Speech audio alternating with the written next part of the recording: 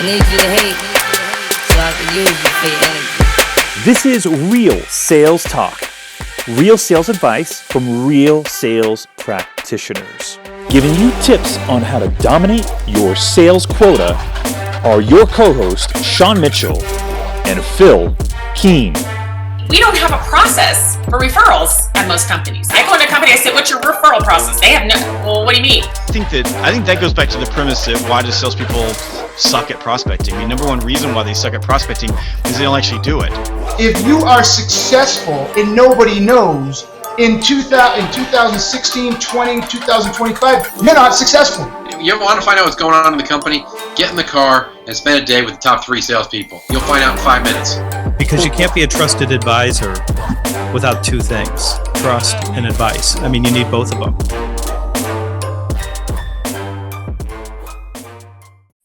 What's going on, Real Sales Talk family? It's season 5, episode 5. And on this episode, we have Nadia Rashid, and she is with Marketo, but I'm gonna pass it over to her because she can do a much better job at introducing herself than I can. So, Nadia, welcome to the Real Sales Talk podcast.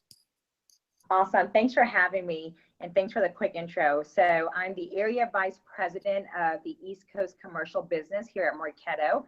Been here for roughly about 2 years, and prior to that, I've been at several tech companies and managing and leading primarily both frontline managers as well as inside sales teams.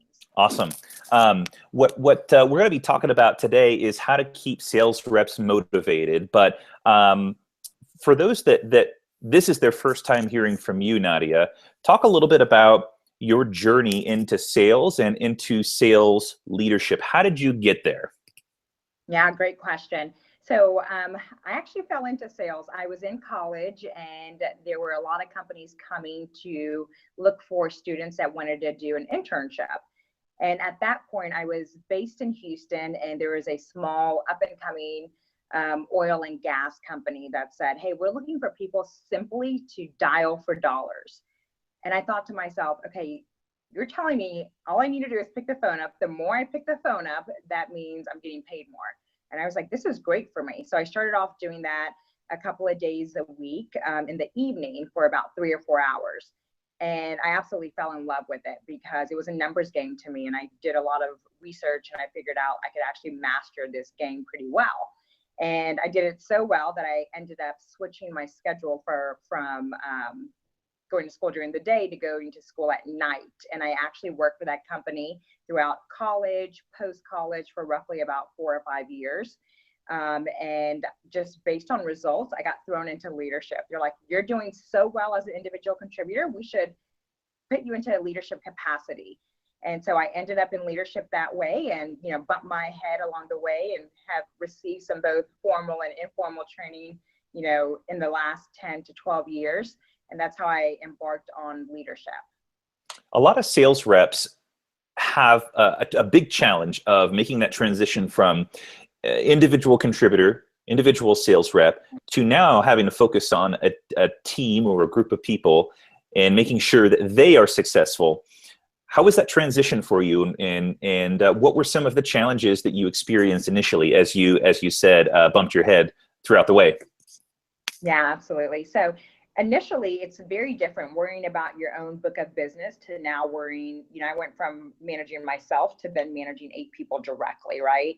And so it's very different, trying to figure out what motivates them, how do I get the most out of people, right?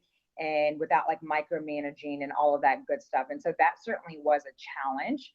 I'm naturally just a hands-on person. And so I was trying to figure out, how do I get the most out of each individual person, and trying to figure out how they like to be managed and led. And so that's definitely was a learning experience. And it's interesting because I just promoted one of my individual contributors who was a stellar account executive by the name of Leah Dixon. And now she's in a leadership capacity. And it's really interesting to see, some of the challenges she has as well, right? Very, very similar to what I went through. How do you adapt? And especially going from a place where you were a peer and now you're managing these folks is very, very different. And so I'm curious to hear, because this is a really difficult conversation we've had with a few other people. first thing you told Leah upon promotion, or maybe not to her, just of, are you an individual contributor?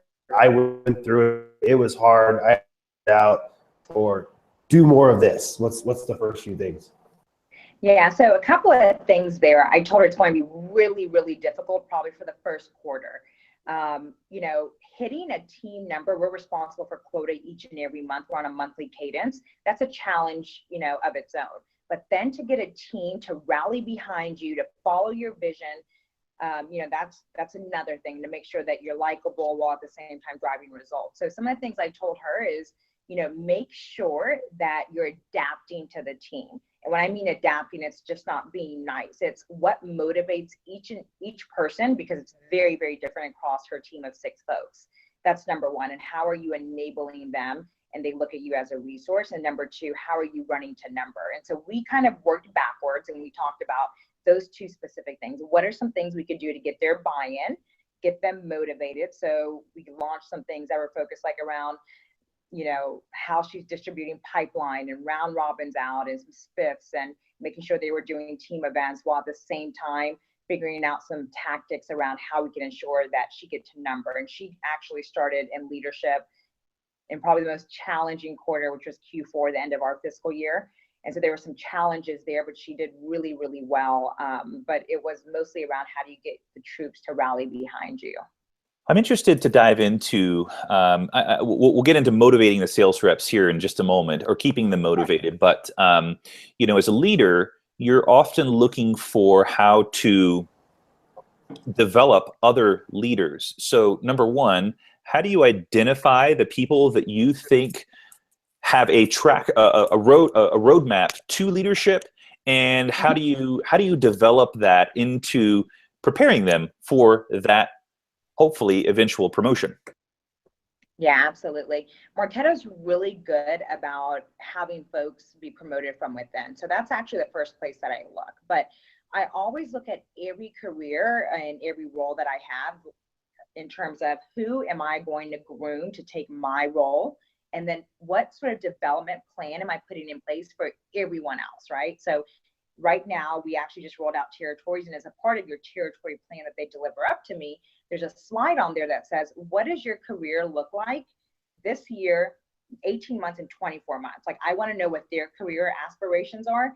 But then there's also a segment of folks that actually don't know, right? There's a lot of millennials, and they may be curious on what can I actually do? And sometimes you have to give them those experiences to see whether they'd be good or not. Leah, I'll go back to her. You know, she certainly was, per se, my team lead when I was out, and people would go to her for training, and she kind of just naturally stepped into that. And so, you know, probably about 6 to 8 months prior to really putting her through the interviewing cycle, we started to get her some coaching externally. So I worked with our group here to say, well, what could we do to help give her those tools? Like, I certainly didn't get those tools early on, and I wanted to make sure we at least gave her the foundation, right?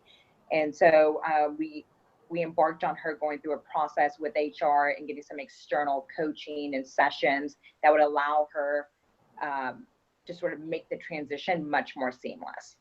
So how do you get, when you have someone that is a high po that could be a manager, how do you help them balance between, you still have an individual contributor job that you have to do and exceed well to be able to get promoted and take the next step.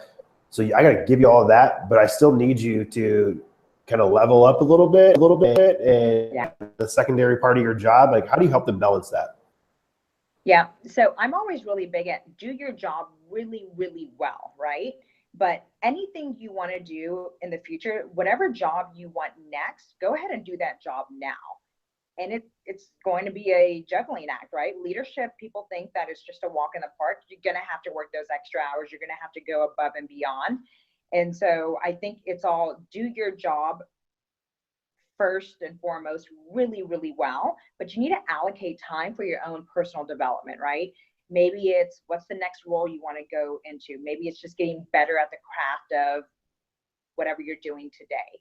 And so I give time to my entire team to do that on a monthly basis, because continuing to enable yourself, educate yourself, read, and do those types of things are really important when you think about growth in any sort of career, especially sales.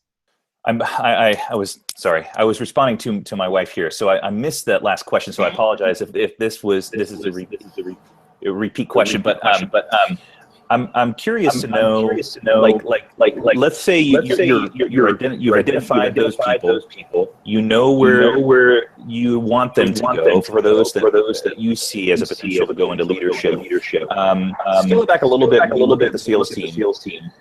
What are you doing to keep your sales team motivated? And is that you mentioned the question of where do you want to be in 18 to 24 months? Is that a part of that conversation when keeping those sales reps motivated? Sorry about that. Sorry about that.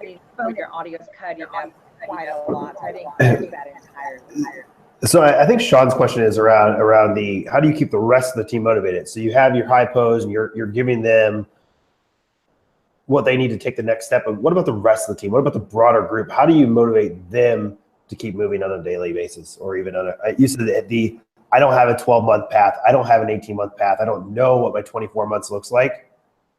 How do you motivate those people that don't think they have a path or know what that is?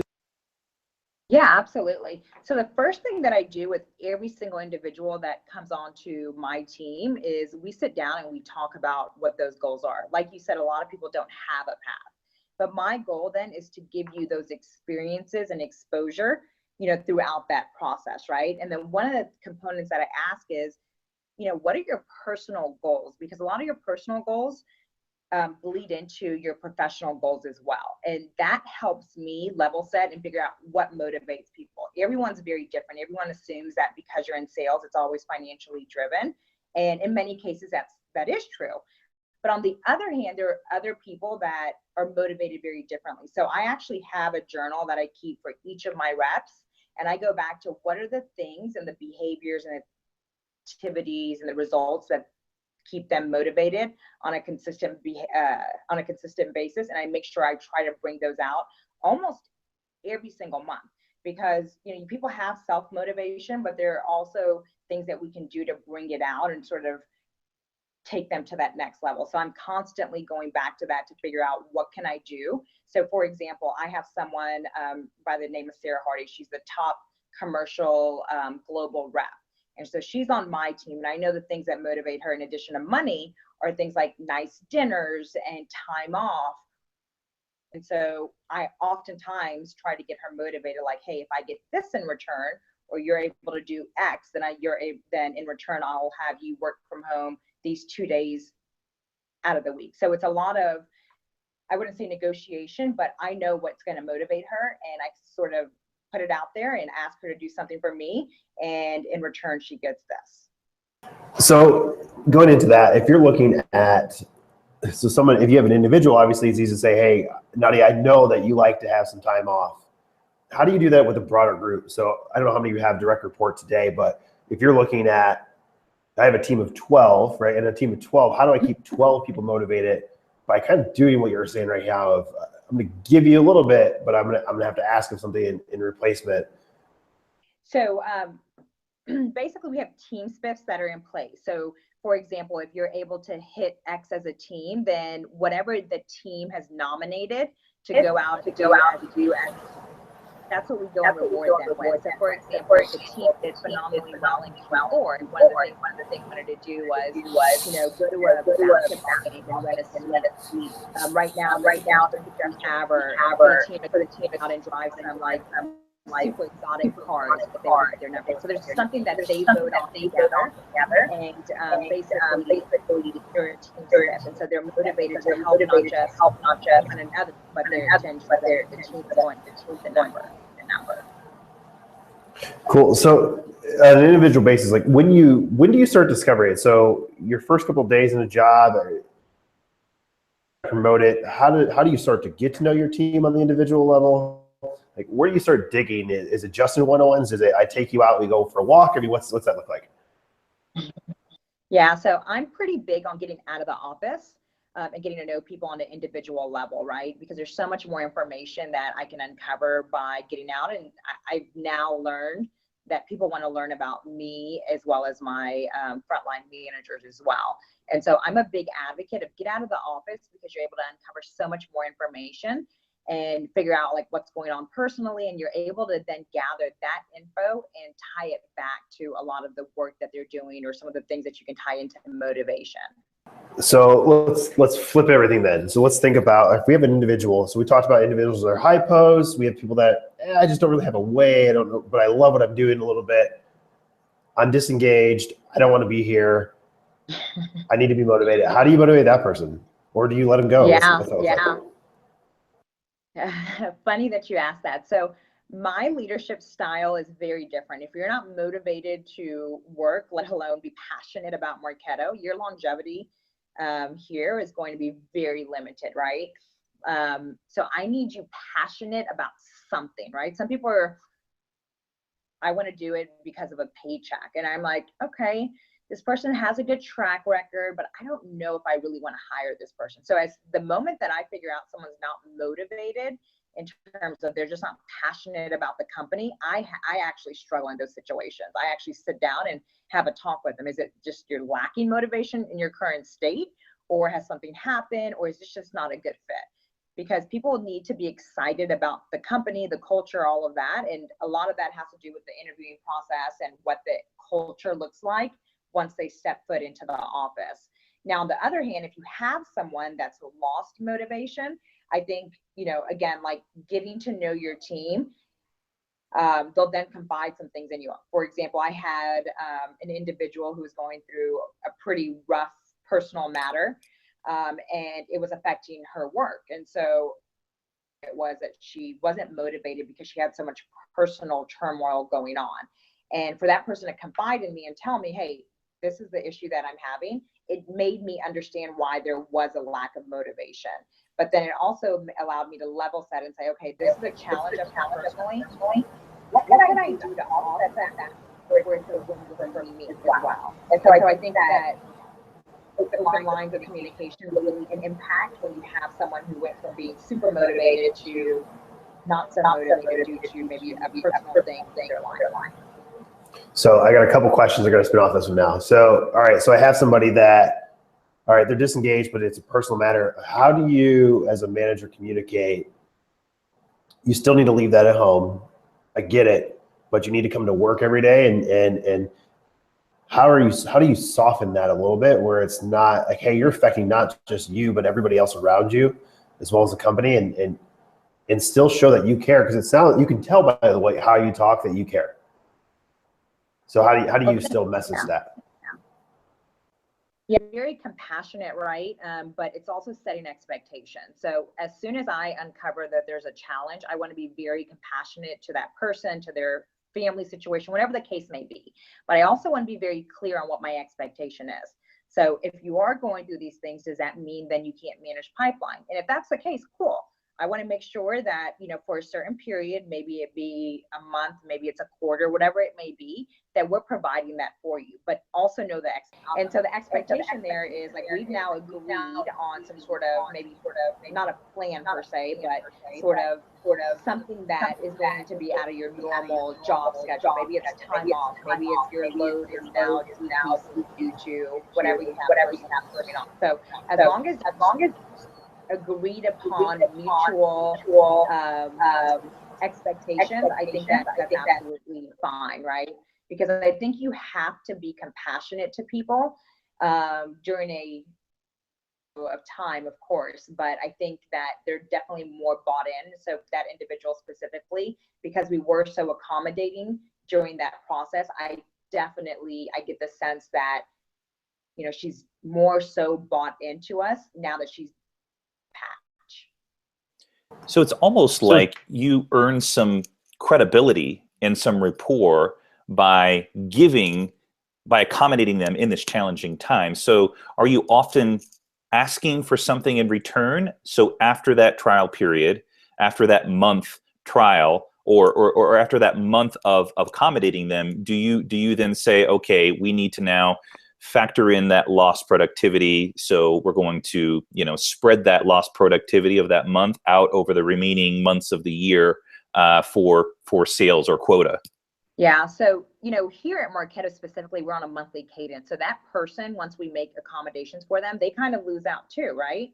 Because they're not the ones that are responsible to go and get that, right? I'll give you an example. I had a gentleman that worked here. He was the #1 corporate rep for the bulk of the year.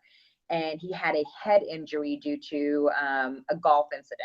And then when I say he was completely out of it, like we had no choice but to go and carry the load. And so we had one of his peers step up, sort of manage that. We worked out some splits and things like that.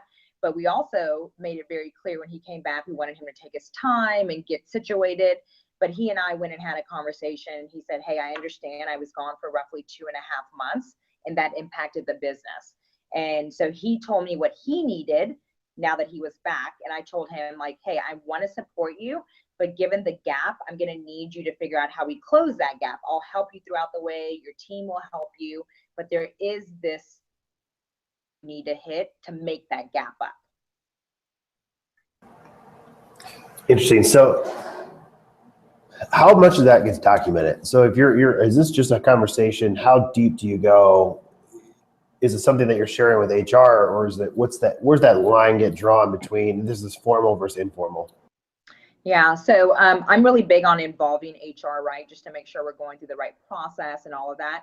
If it's something, very, very small, like a day or two, I certainly won't reach out to HR. But I would say anything that impacts the work greater than a week, then I would say you certainly want to reach out to your HR business partner and just have a conversation. Cool. So I think I get the disengaged side, and I think it's really, really insightful. So let's talk about, you talk about hiring, going back to hiring the right people that are motivated. What are things that you're asking or doing in an interview? How do you simulate the situation to see if they'd be motivated by the situation that working at Marketo underneath your teams would look like? Yeah. So I'm really big about a proven track record of success. And when I say proven track record, that doesn't mean in sales. So you could come and work anywhere. I just wanted you to be the best that you were in that specific role. And so for me specifically, if you have a proven track record in whatever you're doing, that helps a lot, right? But I'm also looking for someone that has tenacity, that are self-motivated, that are doing extracurricular activities even outside of work, because I find that those backgrounds tend to do really well in sales. So for example, I have a couple of folks that do personal activities, anything from like teaching Pilates to playing soccer on a team, 4 nights a week, whatever the case may be. And so I'm looking for people that have tenacity, really, really want to win. So they're naturally like passionate about winning, because they'll come in here, we'll make it a great environment, the culture will be kick-ass, but at the end of the day, passion has to come from within. And there's a lot of that you can pick up on, right? When people tell you, I don't care what I sell, I just want to make money, it sort of makes me question how much will they be passionate about the company or the product and their career long term. Awesome. So what if you can go back and say any tips? So whether you're a new manager or you're a seasoned vet, what's the one tip that you want to make sure everybody on the Real Sales Talk audience takes away from this? Yeah. I always feel that first-time managers, even existing managers, people always ask me, how have I been successful and been able to move up in my career? And I would say a lot of it has to do with holding accountable and then holding the teams accountable. That's really, really big, right? Especially in a sales capacity. The people that can go and exceed number month over month, definitely have a lot more flexibility, leeway. So just figure out how to master the craft of whatever you're selling. If you're a leader, how do you motivate and sell that vision to your team to get them bought in where you're hitting number month over month? And same thing for a rep, right? Be accountable to make sure you're doing all the right things that have you exceeding numbers. So I think that's pretty big. It's definitely, there's some art, some of it is a science, I say. So like study the craft and make sure you're doing really well at that specific role of hitting number. Cool. Nadia, it's been awesome. So how can we find you? Real Sales Talk wants to know more about you, how to get in touch with you. How do we do that? Yeah. So the best way is on LinkedIn. I've I'm new to Twitter, and I believe my handle is Nadia R. But LinkedIn is probably the best place you can find me. Awesome. Well, we appreciate you coming on Real Sales Talk. It was awesome, super insightful. Everybody at Real Sales Talk, we will catch you guys on the next episode.